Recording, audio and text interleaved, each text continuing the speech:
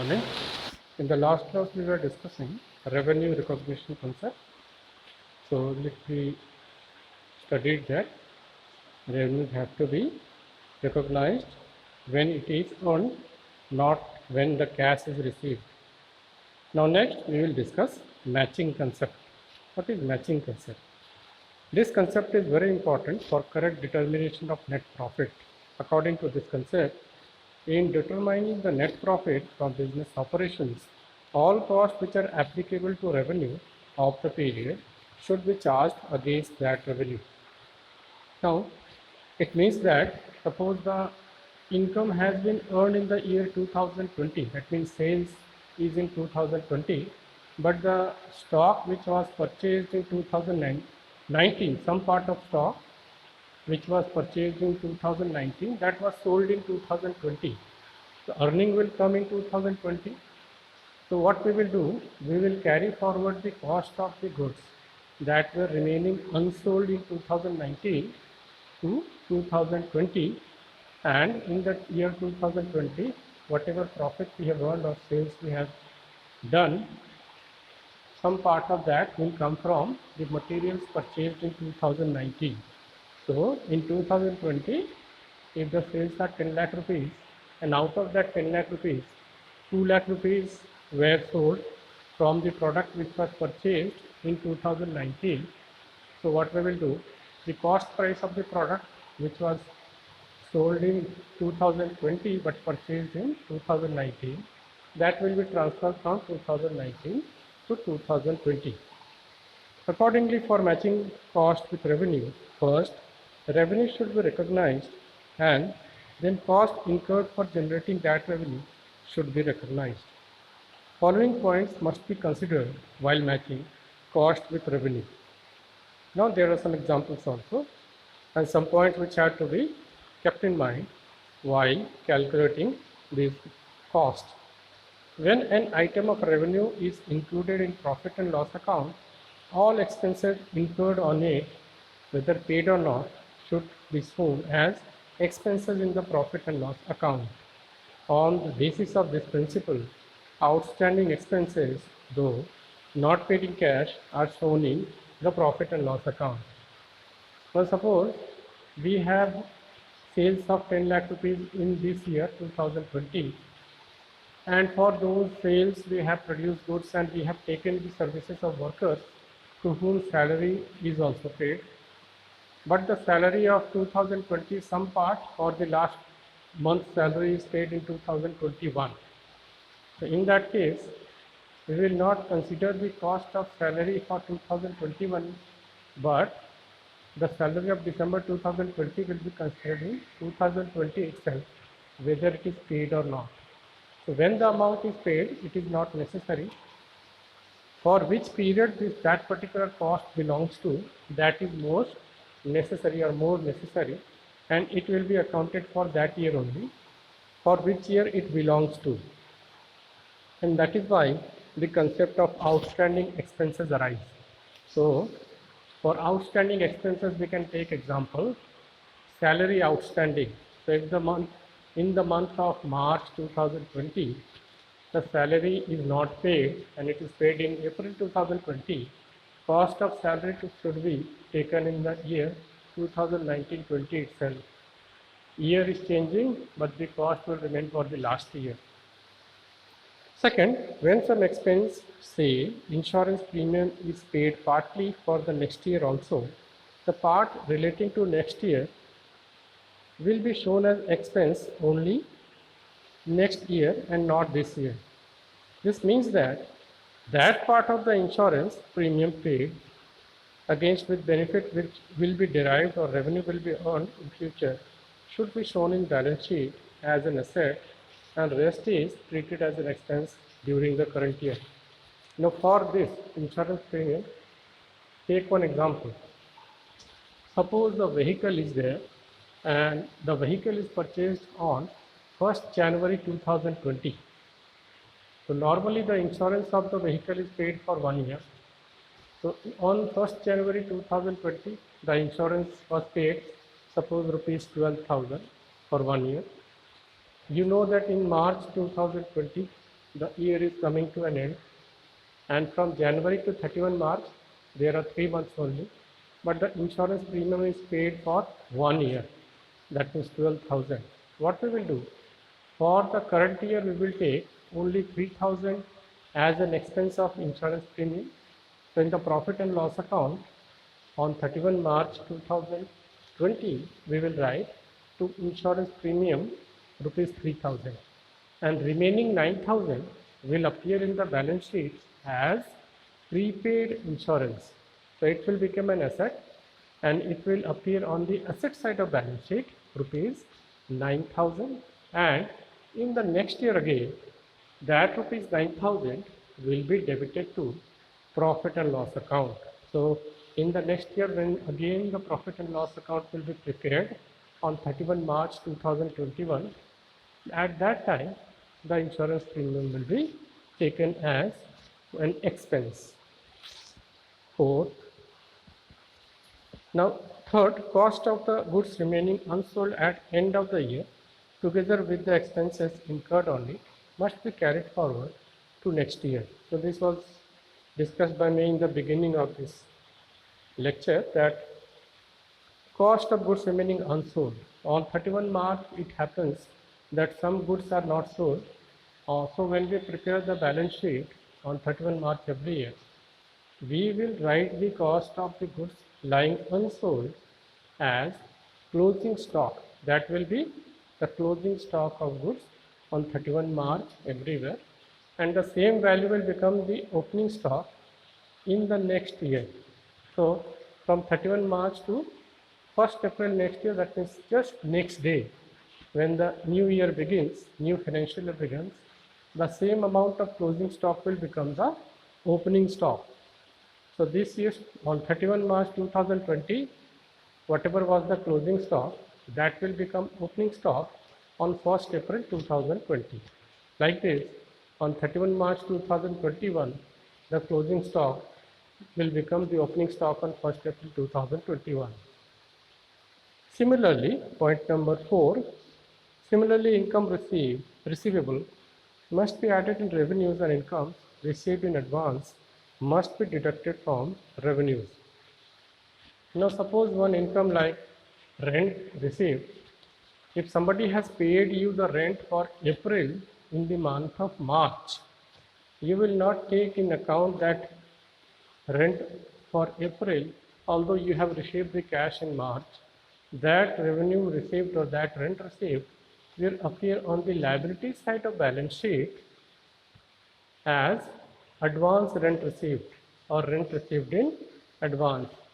So just like prepaid expenses, it is just opposite of prepaid expenses, in which the expenses which are incurred in this year for the next year, they are taken into account in the next year, shown as prepaid expense in the balance sheet.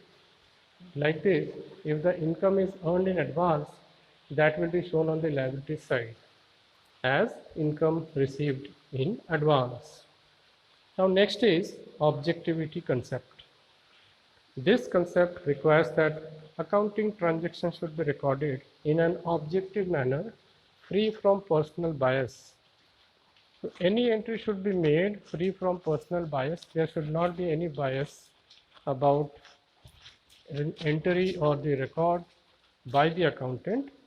He should have a proof of the financial transaction, and according to proof of that financial transaction only, he should record the entries.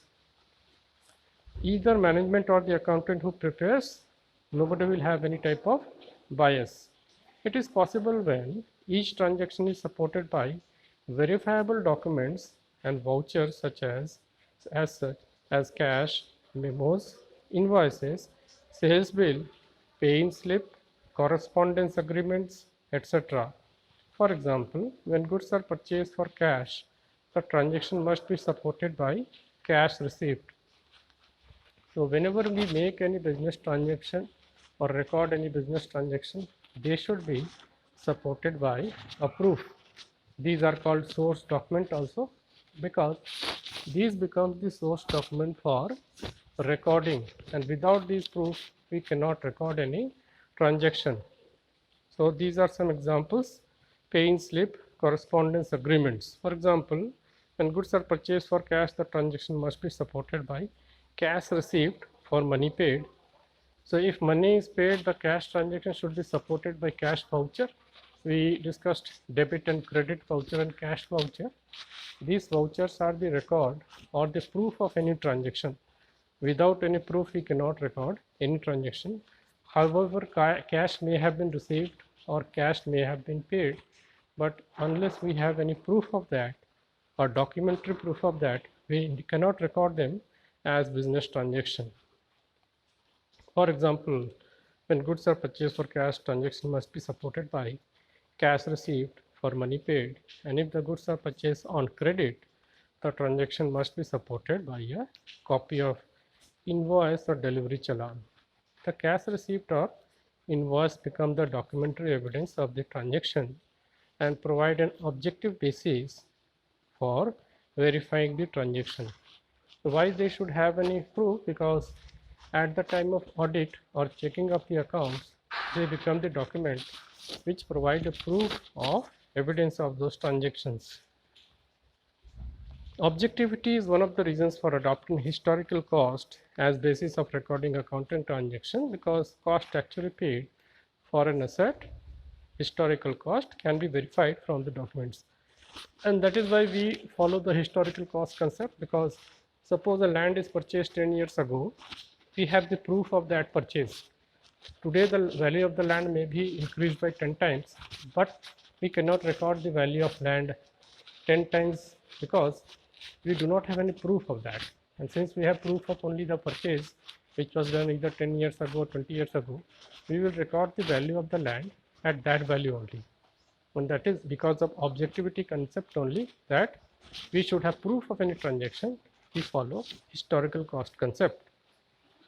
On contrary, if assets are recorded on their market value, the objectivity cannot be adhered to, because the market value may differ from person to person and from place to place. So the market value of any asset may differ from place to place or person to person. Somebody may say that the land is of 50 lakh value today. Somebody may say that the same land is of the value 30 lakh. You cannot have any proof of that, so you cannot record on that basis. Now, accounting conventions. So we have gone through the accounting concepts. Please go through them again, because they will help you to record the business transactions, accounting transactions. It will become easy for you if you understand those concepts clearly. Now, second, you understand conventions. An accounting convention may be defined as a custom or generally accepted practice which is adopted either by general agreement or common consent from among accountants. Accounting conventions differ from concept in respect of following. So what are conventions? In Hindi we call it parampara or dastur. So that we follow normally, that is called convention. So writing debit or credit, or while passing journal entry, when we write cash account debited and some account is credited. So these are the conventions. We may write debit, we may not write credit, or the form of writing the journal entry may differ from time to time or place to place, and they do not have any scientific evidence behind it. Just the manner that people are following, that is being followed by all the accountants worldwide. So what are the distinctions or differences? Basis of distinction: legal position. Accounting concept have legal acceptance. So these are accepted by the Institute of Chartered Accountants or accounting bodies, and they can be challenged in the court also. Just like objectivity concept, that every transaction should have a proof. So that can be challenged in the court also, that without any proof we cannot pass any entry. Accounting convention or guidelines based on custom or usage or general agreement. So they are not to be challenged in the court. They are the customs that are normally being followed by the accountants. Recording versus financial statements. Accounts concepts are the basic assumptions on the basis of which transactions are recorded and accounts are maintained. accounting conventions are followed in preparing the profit and loss account and balance sheet. Now, for recording the transaction, we should have the proof. So they are following accounting concepts. But profit and loss account and balance sheet, the mode of preparing one account or ledger may differ in years to come. As in case of balance sheet, that assets are shown on the right side of the balance sheet, liabilities are shown on the left side of the balance sheet. This has now changed in case of company. So this is a convention that may change in future. In future, it may happen that just like company, everybody will follow the same format of balance sheet. Earlier, company was also following the same balance sheet which sole proprietorship or partnership were following. So due to change in convention nowadays, we are following different things. Significance. These are uniform set of rules. Now, accounting concept are unified set of rules usually followed in recording the transaction. So these are the rules which are followed according to the acceptance of the accounting bodies. Then, in case of convention, they are not so important as accounting concept. They are not so important, they cannot be challenged in court. They are not set by the accounting bodies. Role of personnel. There is no role of personal judgment on individual basis in following accounting concept. In case of concept, you will follow the proof only, so you will not follow any type of convention or your personal judgment. But in case of convention, you can follow the personal judgment. For example, in case of depreciation charge, you can follow a convention that normally, suppose in case of auto company, normally the written down value method is being followed. So that is a convention. So if you are in Octo company, you may be following that written down value, but that is not compulsory for you. You may be following straight line method if you think that that is better for me or our company. So you are not following that convention followed by other people. Uniform adoption. In case of concepts, this is uniform adoption because everybody is following the same concept. Then in case of convention, there is no uniformity because different people may follow different concepts. So in case of depreciation also, different people of the same industry or company may follow different methods of valuation. So these are the differences between conventions and concepts. So what are the main conventions? We have discussed many concepts. Now we will go through the main conventions. First is convention of full disclosure. This convention requires that all significant information relating to the economic affairs of the enterprise should be completely disclosed. In other words, there should be a sufficient disclosure of information which is of material interest to users and financial statements such as proprietors, present and potential creditors, investors and others. The principle is so important that the Companies Act make ample provisions for disclosure of essential information in the financial statements of a company. The pro forma and contents of balance sheet and profit and loss account are prescribed by Companies Act. Various items or facts which do not find place in accounting statements are shown in the balance sheet by way of footnotes. So this particular convention says that every significant information that are important for the business or important for accounting of the company should be disclosed, should be known to others. So this is important that according to Companies Act, so in case of companies, this is followed, this is made essential. For example, various items should find its way in the accounting statement and by way of footnotes. Footnotes is a note that is given below a particular statement. For example, in the balance sheet, below the balance sheet there is a footnote that for depreciation we have followed this particular method, or in case of profit and loss account, below PL account, profit and loss account, it will be written in a footnote that we have followed straight line method for depreciation. In case of balance sheet, it may be written that stock is valued in such a manner. So these are the methods in which these things are done. Some examples are also given. Contingent liabilities. For instance, a claim of very big sum pending in a court of law against the enterprise should be brought to the notice of the user of financial statements. Otherwise, the statement would be misleading. So, if there is any case in the court that is a very big amount, that should be disclosed by the company.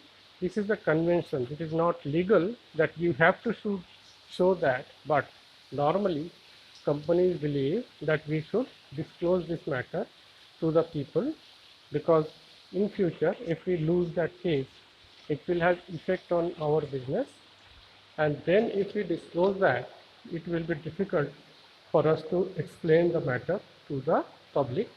So it should be disclosed in the statement beforehand. Second example, if there is change in method of valuation of stock, or for providing depreciation, or in making provision for doubtful debts, it should be disclosed in the balance sheet by way of footnote. Now, in case of depreciation, as we discussed, the method of depreciation may change. In case of any change of depreciation, that could be shown in the footnote that we have changed the method of depreciation this year. Like this, if any other method of valuation of stock is changed, that should also be shown below the balance sheet and in the footnote.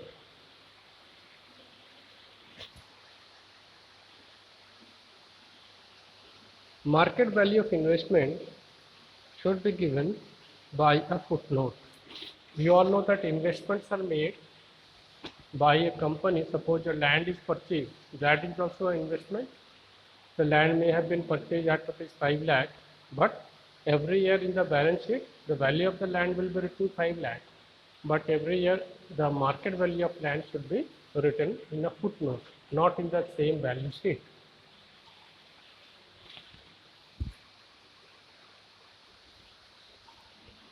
Disclosing of material facts does not mean leaking out the secrets of the business by disclosing sufficient information which is of material interest to the users of the financial statements.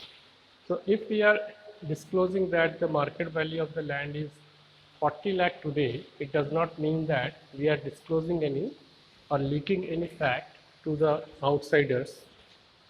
It is only disclosing that what the reality is.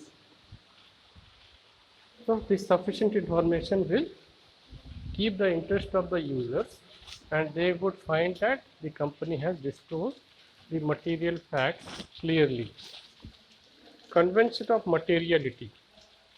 This convention is an exception of convention of full disclosure.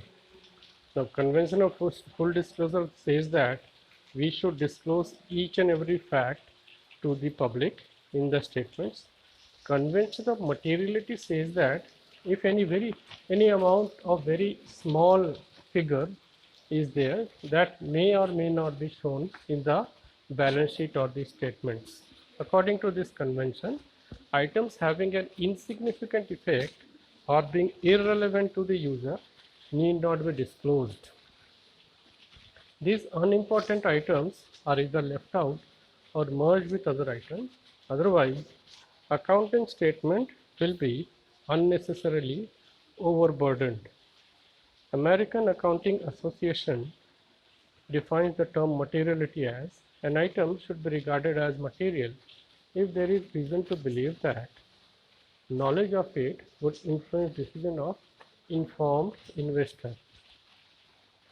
So some small amount cannot be disclosed. For example, in the machinery, if there are some values of small tools or machines like hammer or screws, screwdriver, that may not be shown, and they should be added with the main value of the machine, and then the value of the machine can be shown.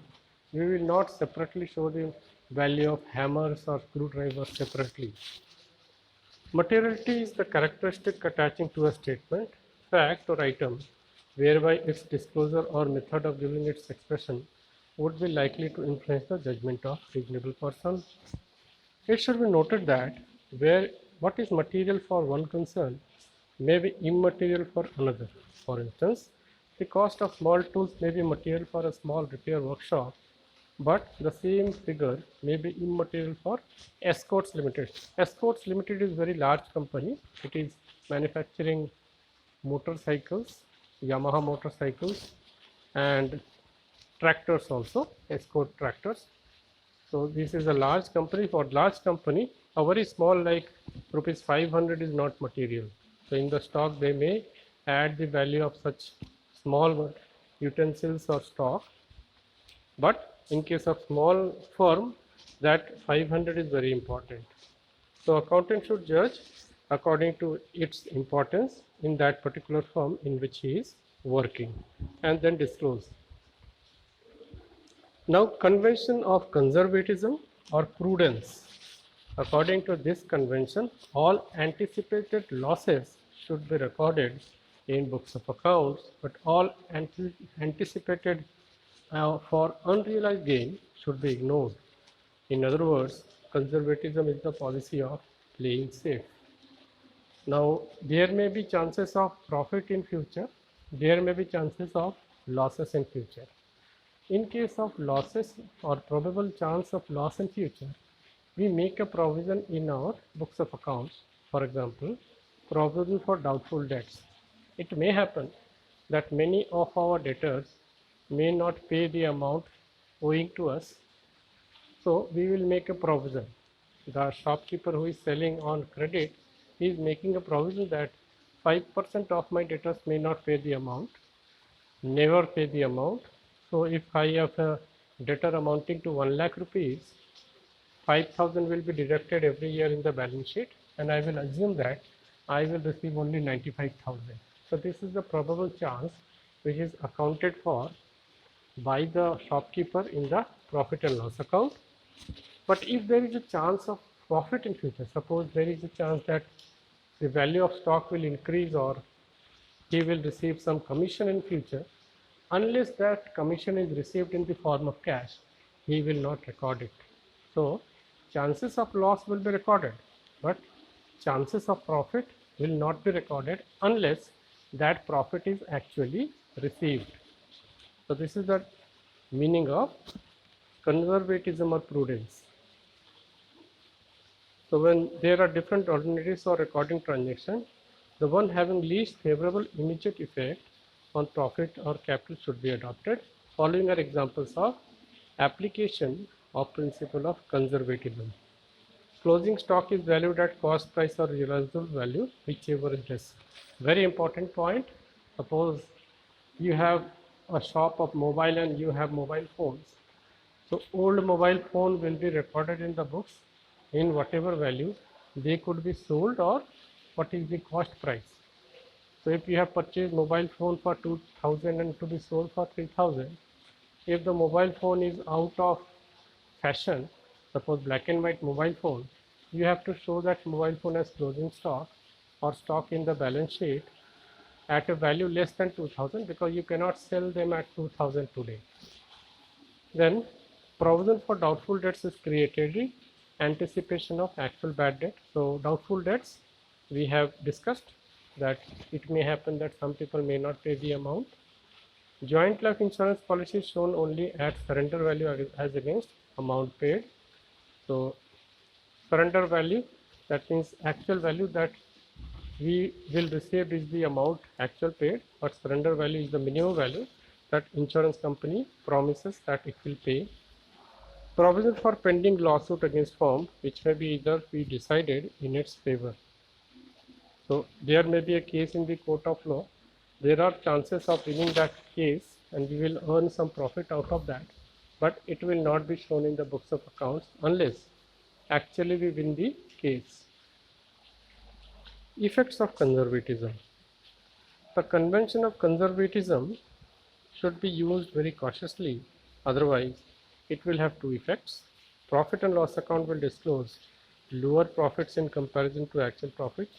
So it should not happen that we show the losses in excess amount or probable losses in excess amount. That should be a reasonable amount. Balance sheet will disclose understatement of assets and overstatement of liabilities in comparison to actual values. So balance sheet will also not show the actual position of the firm. So many people may be discouraged by looking the balance sheet of profit and loss account if excess of loss is shown by the accountant. So that should be reasonable to a reasonable or fair amount, which should neither discourage the investor or people associated with the company, or it should not make them excited too much without any proof. So these are about all the conventions. So go through this chapter very carefully, all the concepts and conventions. Go through them 2 or 3 times. And if you have any type of query, put those queries accordingly. So with this, we complete this chapter. Thank you.